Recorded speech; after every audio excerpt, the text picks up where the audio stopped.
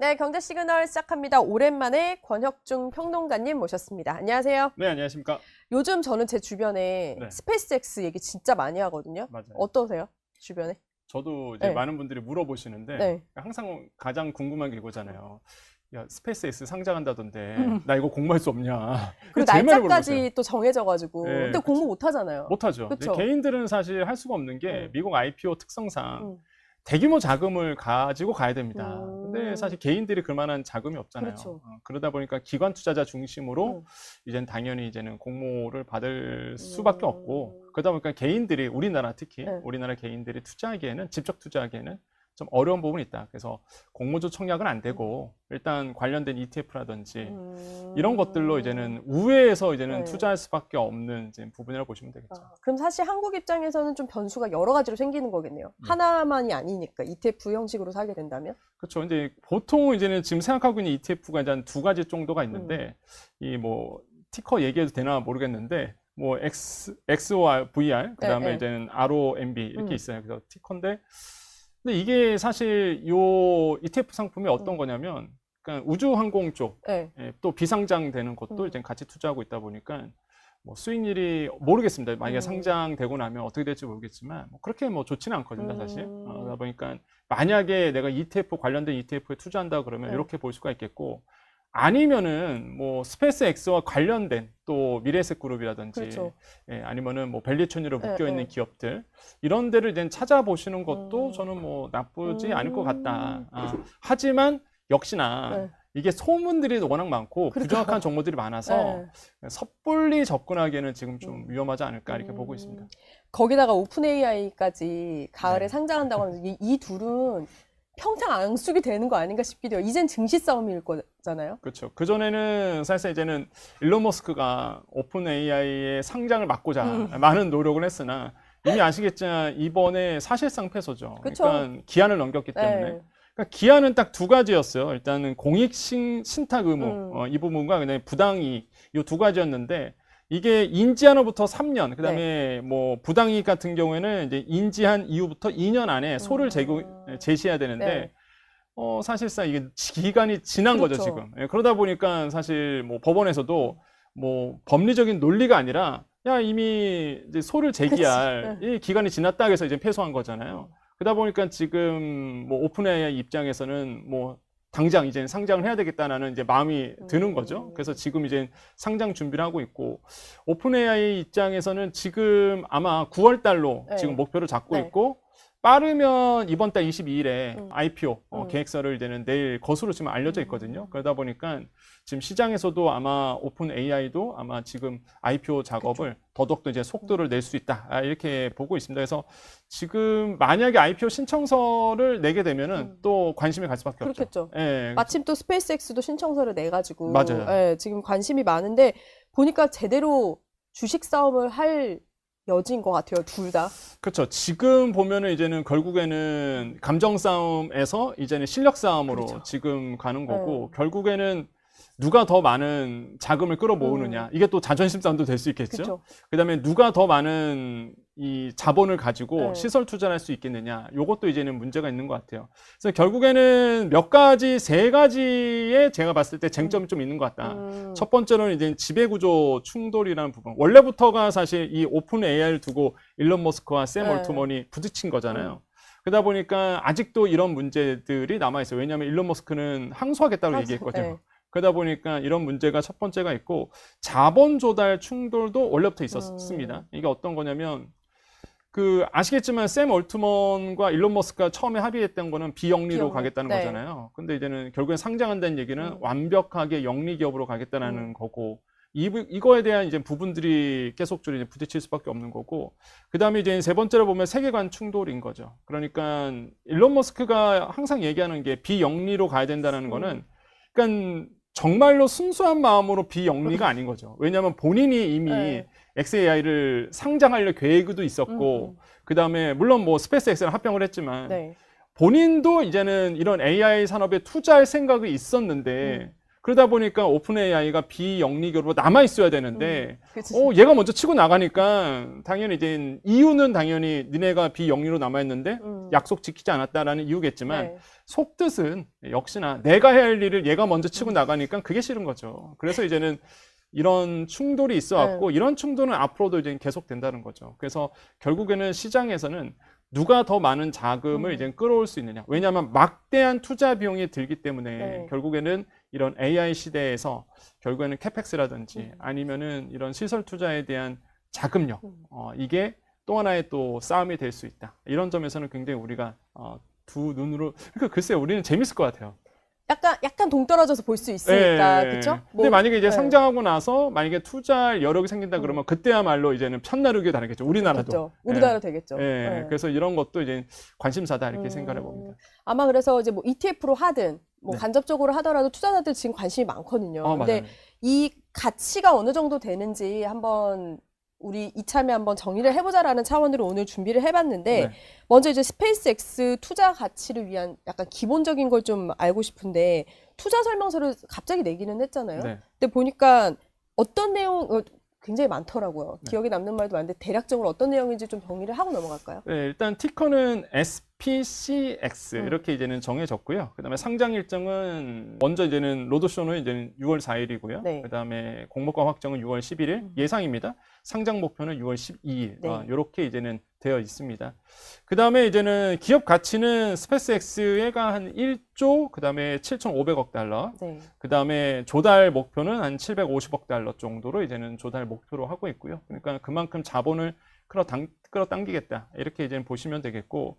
그러다 보니까 지금 시장에서는 한때 조정을 받았잖아요. 우리 네. 시장이나 뉴욕 시장이. 그쵸. 그 왜 조정을 받았을까 보면은 뭐 여러 가지 이유가 있었습니다. 채권 금리가 올라갔던 부분, 10년물짜리가. 그다음에 이제 고점론도 있었고요. 그다음에 인플레이션 압박, 유가 상승. 이런 게 있었다가 또 하나의 이유는 야, 스페이스X를 이제는 공모하기 위해서 기관 투자자들이 현금 확보를 하기 위해서 지금 좀 뺐다 이런 얘기도 있었거든요, 네, 사실. 네.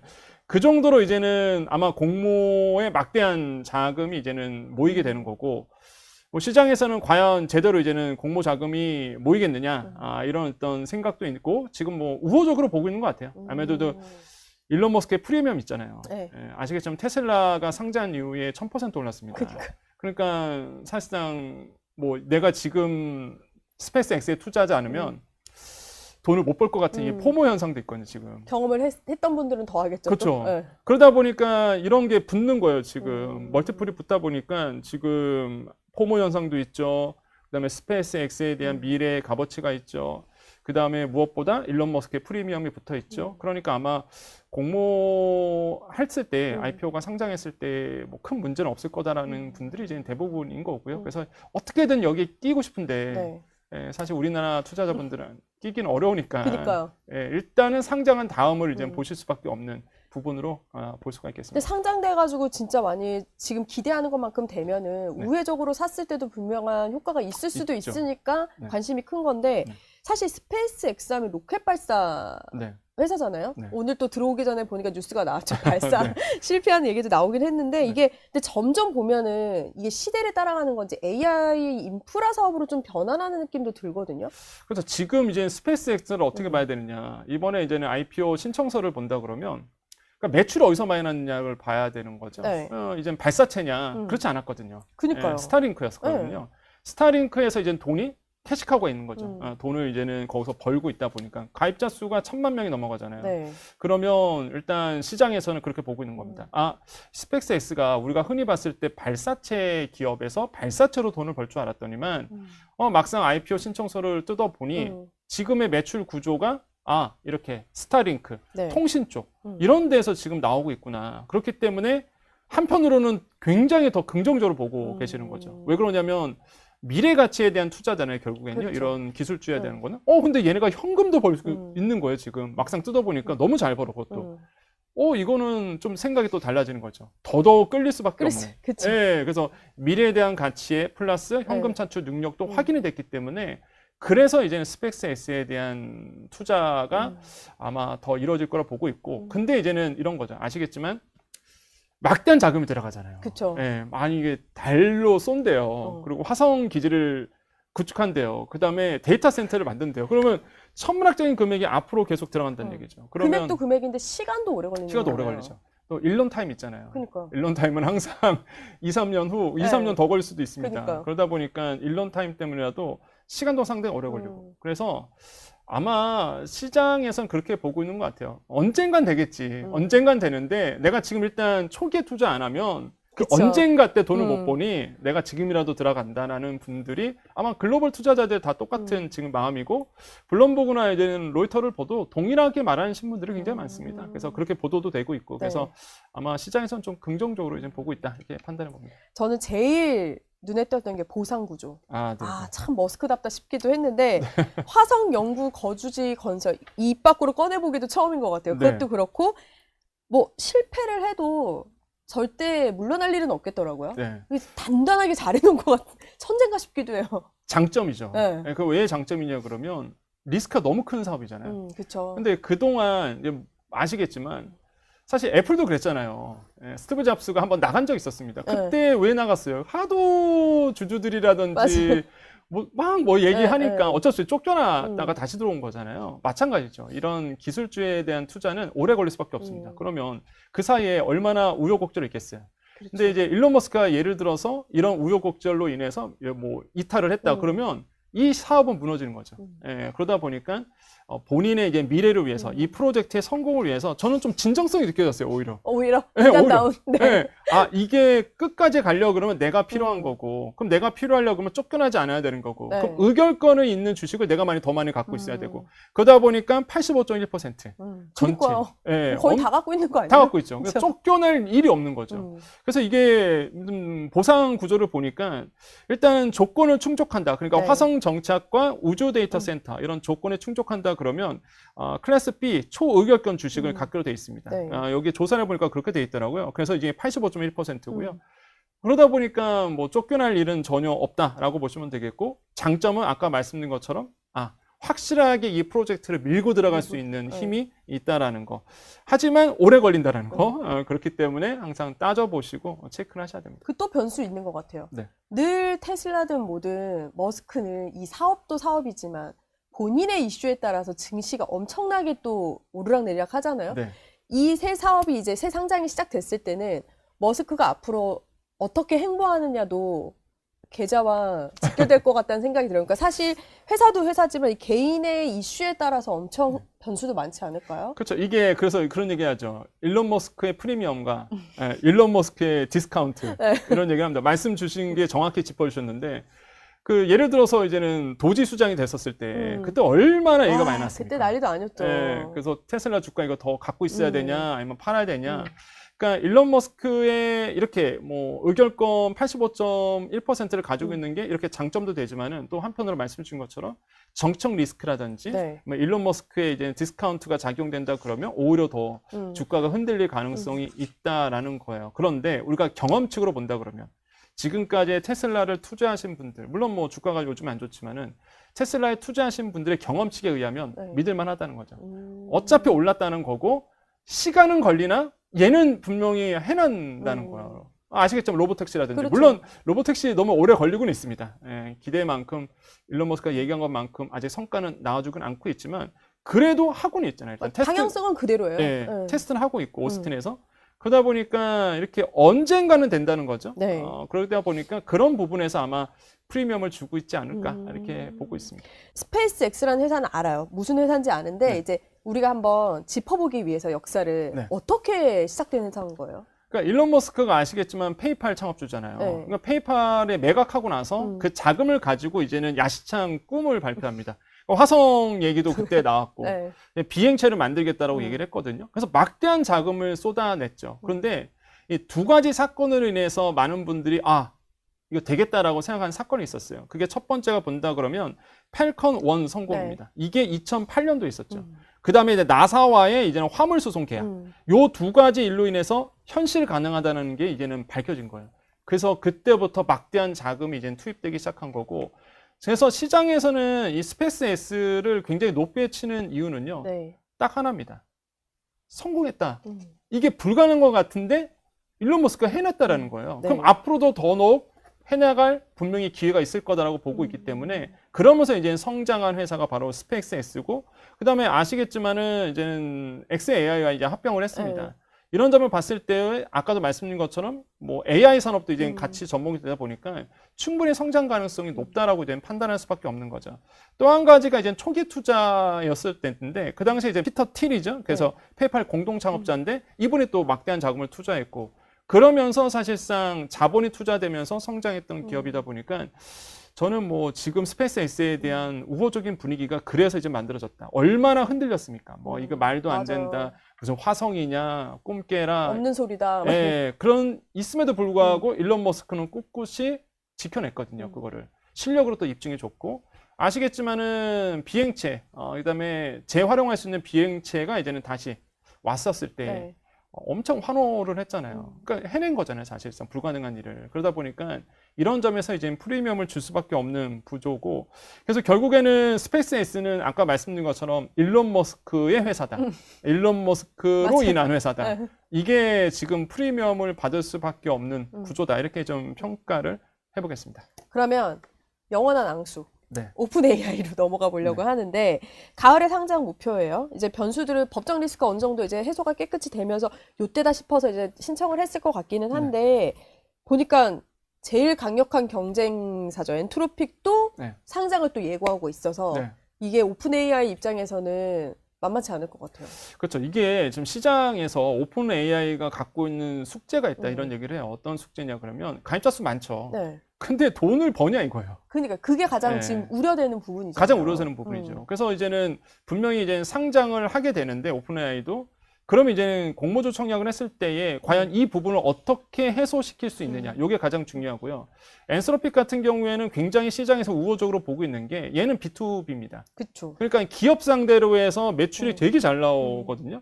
그다음에 이제는 아시겠지만 이 엔스로픽에 대한 클로드 코딩, 네. 이 클로드 코드를 통해서 막대한 또 돈을 벌고 있다라고 좀 알려져 있거든요. 그러다 보니까 지금 시장에서는 야, 이 막대한 경쟁자로 생각 안 한 이 엔스로픽의 등장, 이런 것들을 과연 이 경쟁에서 어떻게 이겨낼 수 있느냐라는 부분. 이런 점들이 이제 가장 큰 이제는 경쟁 요소 중에서 좀 약점으로 잡히지 않을까 보고 있고요. 그래서 네. 시장에서는 이제는 증명해야 됩니다. 그러니까 그러니까요. 단순히 이제는 오픈 AI도 마찬가지고 모든 AI 기업들이 단순히 우린 이렇게 할 거야. 우리는 이제 GPU 몇 장 사서 이렇게 이제 들어갈 거야. 이 수준을 넘어섰다는 거죠. 이제는 실적으로 증명해야 될 순간인 거고 이거를 증명해야지만 사실상 상장했을 때 좋은 평가를 받을 수 있는 거고 지금의 이제 멀티플이 굉장히 높거든요. 네. 그러다 보니까 그걸 증명해야 되는 시간이 바로 지금인 거다. 그래서 오픈AI가 가지고 있는 가장 큰 숙제는 가입자 수를 넘어서 이제는 매출로서 현금으로서 보여줘야 되는 그런 과제를 좀 안고 있다고 생각을 봅니다. 그럼 오픈 AI 말고 스페이스 X랑 엔트로픽도 투자자 입장에서는 과제를 좀 알고 싶을 것 같긴 하거든요. 네. 어떤 부분들이 있을까요? 공통점을 안고 있는 숙제가 있죠. 그러니까 수학 체증의 법칙을 증명해야 된다. 그러니까 수학 체증의 법칙은 뭐냐면 한 단위를 투자하면 네. 그만큼의 이제는 아웃풋이 나와야 된다는 거거든요. 계속적인 아웃풋이 나와줘야 돼요. 네. 지금 막대한 투자를 하고 있잖아요. 캐펙스 엄청 들어가고 있습니다. 돈은 엄청 들어가요. 그러면 그만큼의 아웃풋, 매출이 나와줘야 되는 구조, 이거를 증빙해야 되는 이제 과제를 공통적으로 이제 알고 있는 거고, 그 다음에 이제는 현금 소진을 체크해야 됩니다. 지금 투자자들이 가장 불안한 게 투자하면 뭐 하냐. 그렇죠. 이거 그냥 막 엄청나게 소진이 될 텐데 그럼 현금 소진을 어떻게 잘 관리할 수 있는지 요것도 이제 체크가 돼야 되고 그 다음에 이제는 B2B 아까 말씀드렸던 기업 매출이 꾸준하게 나올 수 있느냐 네. 요것도 체크 사항이에요. 체크리스트 중에 하나입니다. 그래서 요것도 우리가 이제 관심 있게 보셔야 되는 거고 마지막으로 규제. 네. 그 다음에 이제 거버넌스. 네. 과연 지배구조 투명화를 어떻게 투자자들에게 설득할 수 있는지. 혹시나 이제는 내가 투자했다가 이런 법률적인 문제라든지 거버넌스 문제로 인해서 내가 투자했을 때 손해를 입을 수 있잖아요. 뭐 CEO가 예를 들어서 법적인 문제를 져야 된다든지 이런 것들을 말끔하게 해소시킬 수 있는지. 그러니까 사실 오픈 AI 입장에서 일론 머스크가 싫은 네. 거죠. 자꾸 이게 법적인 문제라부터 시작해서 거버넌스 문제를 계속 지적하잖아요. 네. 니네 비영리인데 왜 영리하냐. 계속적으로 이런 문제를 하다 보니까 이런 과제를 이제는 두 기업 모두 뭐 엔스로픽이라든지 아니면 오픈 AI라든지 동시에 지고 있다. 이렇게 생각을 해봅니다. 이게 당장 상장이 되더라도 무서운 게 이 올트먼과 머스크의 싸움 때문에 시장이 과해질까 봐도 겁나거든요. 아, 네. 왜냐면 악연이 계속되잖아요. 이번에 뭐 소송전에서는 폭로전도 하고 막 네. 과거 얘기 다 나오고 이러더라고요. 이 둘의 감정이 또 풀려야 되지 않아요? 어떤 폭로를 했었어요? 그러니까 폭로가 굉장히 좀 많이 났었죠. 음. 이번에 사실 법률 다툼하면서 음. 사실상 어떤 폭로들이 나냐. 첫 번째를 본다 그러면 저는 이게 좀 가장 큰 핵심이지 않았을까 봐요. 바로 그 시본 질리스라는 인물인데, 그러니까 이게 오픈 AI의 고문이었습니다. 네, 네. 근데 사실상 내연 관계라는 거죠. 음. 일론 머스크가 내연 관계였는데, 근데 이게 생각보다 더 오래된 내연 관계였던 네. 거예요. 근데 이게 왜 문제가 되느냐? 고문으로 있을 때에 이 오픈 AI에 대한 내용을 이제는 일론 머스크에게 알려줬다라는 알려줬다. 거죠. 그러면서 이제 우리의 기밀 자료를 이제 다 빼갔다. 네. 이러면서 또 알려진 것이 그 내연 관계이면서도 아이를 4명 낳았잖아요, 사실. 그러니까 지금은 밝혀졌지만 그 당시에는 이제 몰랐단 그렇겠죠. 말이에요. 예. 그러다 보니까 그러면은 밀접한 관계였는데 고문으로 있음으로 해서 기밀 자료를 아마 나갔을 거다. 그리고 이제는 밝혀진 게 메시지로 네. 우리는 오픈 AI 있는 핵심 인력을 빼올 거다. 이런 얘기도 사실 줬잖아요. 네. 그러다 보니까 이게 확인이 되면서 지저분한 싸움이었다라는 것도 나왔었고, 또 하나 재밌는 게 마크 주커버그였죠. 그러니까 이것도 이제 나왔는데 네. 그 일론 머스크가 이제 도지 수장이었을 때 아시잖아요. 주커버그랑 막 그 전부터 네, 사실 맞아요. 뭐 격투기 싸움 뭐 이런 이슈도 한일 많이 있었고, 하고 예. 있죠. 이랬는데 갑자기 도지 수장이 되니까 주커버그가 이제는 나는 굉장히 우호적으로 보고 있다. 우리가 뭐 도와줄 일 없느냐 네. 이런 메시지를 준 것도 이제 또 드러나기도 했었고, 그러다 보니까 이번에 이제는 이런 것들이 지금 굉장히 또 나왔고, 그 다음에 또 하나가 이제는 샘 올트먼도 마찬가지였습니다. 이제는 좀 화해를 하기 위해서 일론 머스크랑 당신은 나의 영웅이다. 네. 이런 표현까지 했던 게 이번에 좀 밝혀졌거든요. 이러면서 참 재밌는 이슈들이 이번 소송을 통해서 좀 나와줬다는 거. 하지만 이러므로 해서 뭔가 앙숙이 풀렸느냐? 전혀 그렇지 않다. 전혀 그렇지 않고 더욱더 관계는 악화의 일로에 있다라는 거죠. 그래서 아마 오픈 AI 입장에서는 이런 부분이 굉장히 좀 부담이 될 것 같기는 부담이 될 수밖에 없는 그렇죠? 거고, 네. 투자자 입장에서도 그게 약간 꺼림칙하죠. 왜냐하면 결국에는 이런 한정된 자본 안에서 경쟁을 해야 되는 부분이잖아요. 그렇죠. 막대한 자본에 들어가는 거고, 그러면 예를 들어서 오픈 AI만 있었다 그러면 뭐 투자자들이 그냥 이쪽으로 투자하면 되는데 양쪽에 거대 기업이 있는 거예요. 그쵸. 거기다 엔트로피까지 또 튀어나왔던 거죠. 그러면 이런 거죠. 이제는 하나의 단위 투자를 가지고 3명이서 나눠가야 되는 구조다 보니까 투자자들도 이제 선택의 기로에 서 있는 거고, 받는 입장도, 투자 자금을 받는 입장도 받아서 정말 효율적으로 써야 되는 거고, 그렇죠. 실적을 또 증빙해야 되는 거고. 그래서 아마 우리들 보기에는 재밌지만은 그들 입장에서는 피말리는 싸움이 될 것이다. 이게 진짜 뭐 아니면 돌 것 같아요. 극단적으로 잘 되거나 네. 극단적인 싸움이 되거나 네. 그럴 것 같은데, 이제 전 그것도 궁금해요. 뭐 지금 예를 들면 스페이스X는 저희가 직접 투자를 못하지만 네. 만약 다 그렇다고 전제를 했을 때, 아니면 어디든 뭐 할 수 있다고 했을 때 그 이로 인한 글로벌 자금 이동, 네. 예를 들면 국내의 여파도 있는 건 아닌지, 네. 이런 좀 걱정도 되거든요. 저는 당연히 있을 거라고 생각해 봅니다. 당연히 이제 글로벌 자금이 빠져나가는 일은 이제야 올라왔는데. 네, 그래서 이런 거예요. 지금 아까도 말씀드렸지만은 시장이 이제 한때 조정을 받았을 때 여러 가지 이유 중에 있었다고 말씀드렸잖아요. 일단은 10년물짜리 채권을 잘 보셔야 된다는 거죠. 왜냐 그러면 일단 지금 오픈 AI나 아니면 스페이스X나 네. 굉장히 중요한 게 기술 사업입니다. 그러면 일단 만약에 국채 금리가 올라간다 그러면 할인율이 높아지는 거죠. 그렇죠. 그럼 할인율이 높아진다 그러면 멀티플을 제대로 못 받아요. 당연히 이제는 가치가, 미래에 대한 가치를 이제 현재로 갖고 오는 건데 가치가 떨어질 수밖에 없습니다. 네. 그래서 아마 두 기업 모두가 바라봤을 때 이런 10년물 국채, 요게 금리가 굉장히 큰 영향을 줄 거고, 이걸 보고 투자 자금을 움직일 거예요. 만약에 금리가 높아진다 그러면 좀 머뭇거릴 수밖에 없는 거죠. 그렇죠. 그러다 보니까 제가 봤을 때 글로벌 자금이 결국에는 뭐 이 두 기업만 보는 것이 아니라 이런 매크로 환경을 보면서 움직일 거라 보여지고요. 그다음에 또 하나의 이제는 우리나라의 자본이 움직일 가능성도 굉장히 크다. 왜 그러냐면 지금 우리나라 삼성전자, SK하이닉스가 이끌고 있는 장이잖아요. 근데 지금 고점 논란도 있고요. 그다음에 무엇보다 이번에 아시겠지만 삼성 갈등이 있었습니다. 네. 노사 갈등. 외국인 투자자들이 제가 만나본 우리나라 국내 투자도 마찬가지고 기업의 대표님들도 분노를 막 해요. 지금 나 인버스에 탄다. 나 무조건 인버스 간다.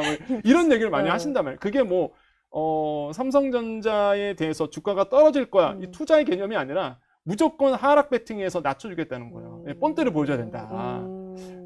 아마 이런 분들이 좀 많을 거라고 보여지고, 물론 그것 때문에 뭐 인버스에 투자하는 건 아니겠지만, 결국에는 이제 삼성전자 노사 갈등으로 인해서 실망한 외국 자본들이 굉장히 많다는 거예요. 신뢰 문제가 될 수 있죠. 신뢰 문제죠. 네. 왜냐하면 공급망이 불안해진다는 거거든요. 그럼요. 아니 뭐 거래처 입장에서 하이퍼스케일러들이 봤을 때 얘네 너무 불안해. 그러면은 중국 기업, 일본 기업 찾겠죠, 당연히. 그렇게 된다 그러면 삼성전자, SK하이닉스에 대한 주가가 흔들리게 될 거고요. 네. 그럼 그 흔들리는 와중에 이제는 이런 오픈 AI라든지 스페이스 X가 등장한다 그러면 다시 미장으로 가지 않을까요? 예. 저도 그 부분이 되게 우려되더라고요. 네. 결국에는 이제는 미장으로 자금이 이제 쏠리게 되는 거고, 그러면 이제 코스피 지수는 당연히 흔들릴 수밖에 없는 거고.